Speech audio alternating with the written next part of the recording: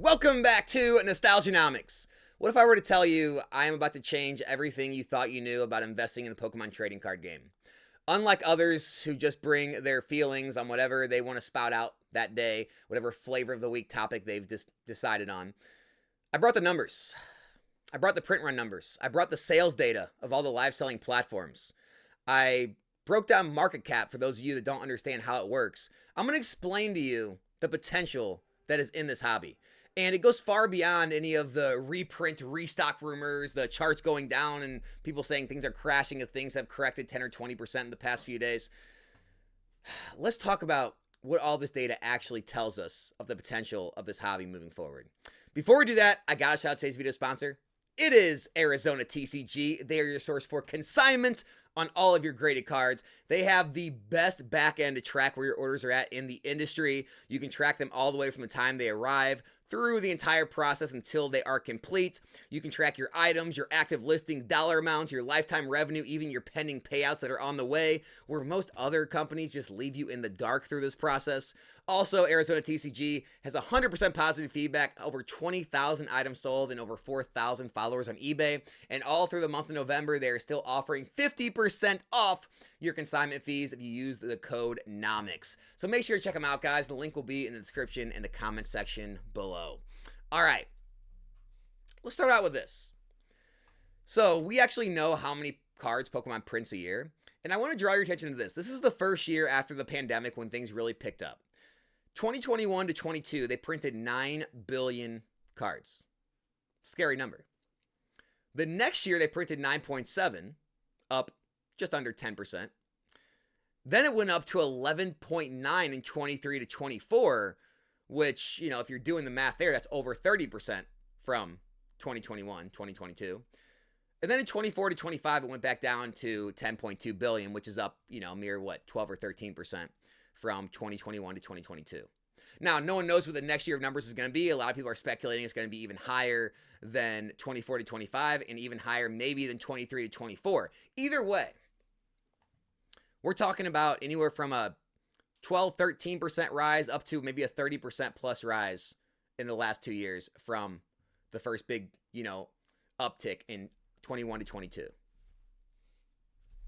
So, you have to ask yourself, what has changed in the last 5 years? Let's talk about it. Whatnot, everybody's favorite streaming platform, am I right?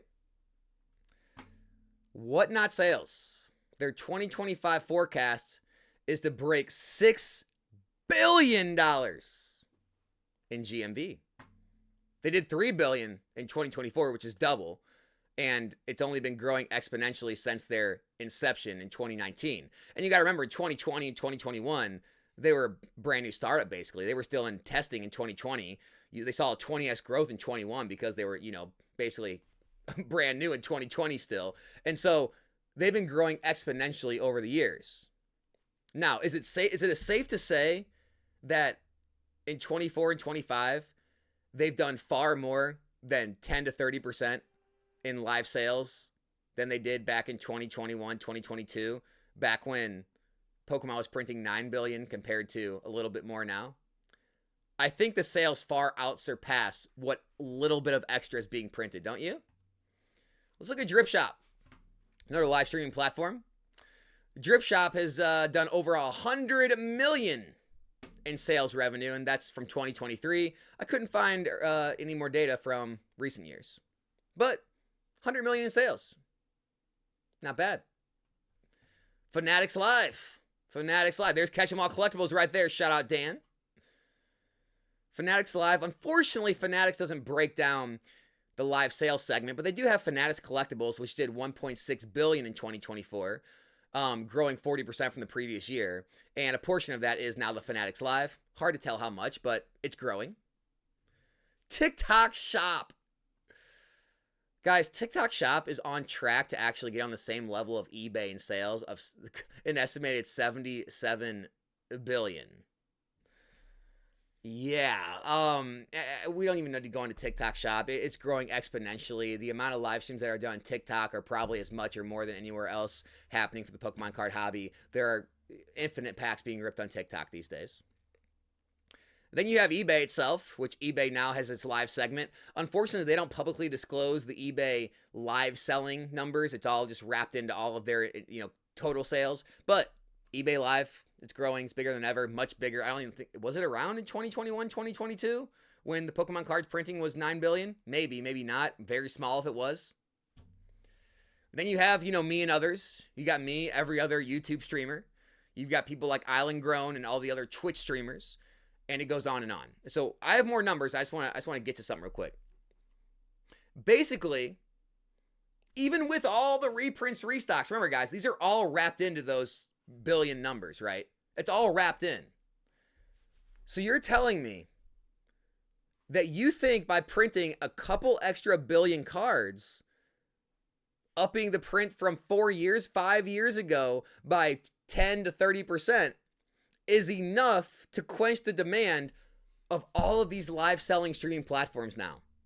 That you think they're printing enough to offset the amount of packs that are being opened now compared to back then?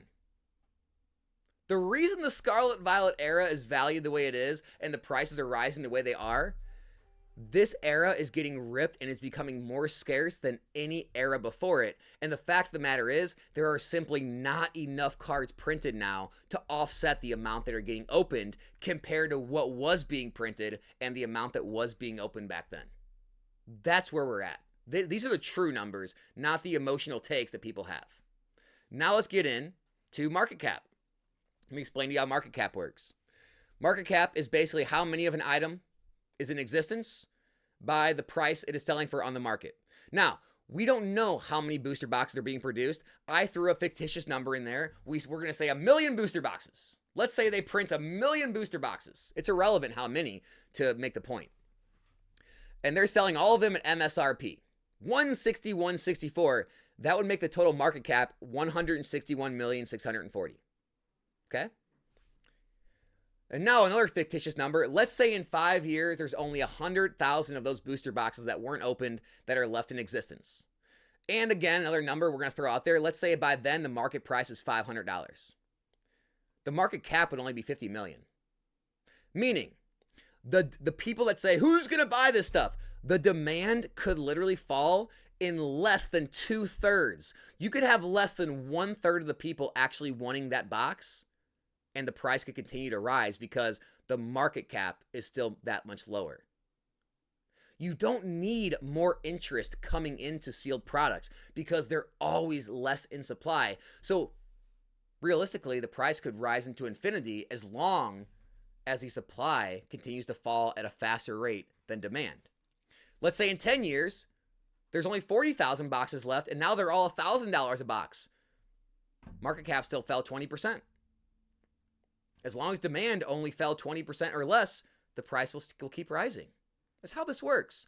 That's why I'm not as much of a fan of PSA cards, right? They're great for plays in short term, but look, if a PSA pop report is 1,000 and the price of the card's 500, you have a 500,000 market cap. If the PSA pop report goes to 10,000 and the price stays the same, you now have a 5 million market cap, meaning you need $4.5 million of new money to enter that card just for the price to remain at the same value. You need actually more money to pour into it for it to actually go higher.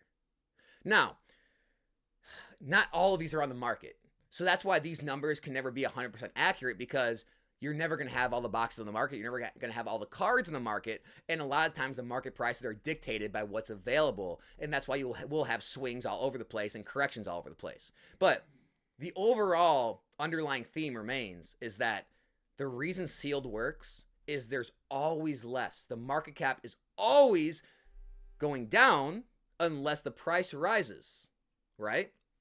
And so even with the market cap going down, the price can rise, and you need less and less demand flowing into that item to keep the prices where they're at and keep rising. And that's where these people don't understand when they say things like, well, Alex, who's going to buy this stuff in the future? Well, I mean, maybe 1/10 of the people want it in the future, but that's okay because there's 1/10 or less of the items left either on the market or in total existence in the future, and that's why the prices continue to rise. Not only that, you are lying to yourselves at this point. if you are not at least going to consider the fact, with all the rip and ship streams going on across the country, across the world, and all these different platforms, that we are not ripping at least 2 or 3 billion cards more than what were being ripped back in 2021 to 2022. That's the reason the prices are what they are. That's the reason. It's not the scalper's fault. It's not the investor's fault. It's the fault that there is simply not enough in circulation to keep up with the demand for the rips. And I'm telling you right now, if you think Pokemon is going to be able to hurry up and print enough of SV Base, Paldea, Obsidian, Paradox, 151, and Paldean Fates in the next 6 months before it goes out of rotation in April, and that's going to quell the demand for the next 5 years, and we're not going to see massive price rises the same way we did with Sword and Shield, Sun and Moon, and XY, you're out of your mind.